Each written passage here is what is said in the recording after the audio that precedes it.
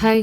Just 3 இன்கிரீடியன்ட்ஸில் ஒரு சூப்பரான dark chocolate பண்ண போகிறேன். 1/4 கப் கோகோனட் ஆயிலோட பட்டர் சேர்த்து அவனில் மெல்ட் பண்ணிக்கிட்டேன். அதில் 1/2 கப் கக்கோ பவுடர் ஆட் பண்ணுறேன். ப்ளஸ் 1/4 கப் வந்து கோகோனட் சுகர் ஆட் பண்ணி நல்லா மிக்ஸ் பண்ணிக்கோங்க.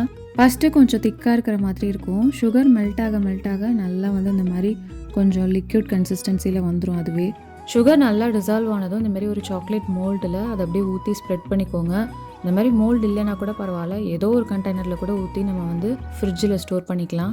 இதில் இப்போது நட்ஸு இல்லைனா ட்ரைட் பெரிஸ் கூட ஆட் பண்ணிக்கலாம். நான் வந்து ஸ்லைஸ் பண்ண ஆல்மண்ட் ஆட் பண்ணுறேன். இதை அப்படியே ஃப்ரிட்ஜில் ஒரு 2 மணி நேரம் செட் பண்ணுறதுக்கு விட்டுருங்க.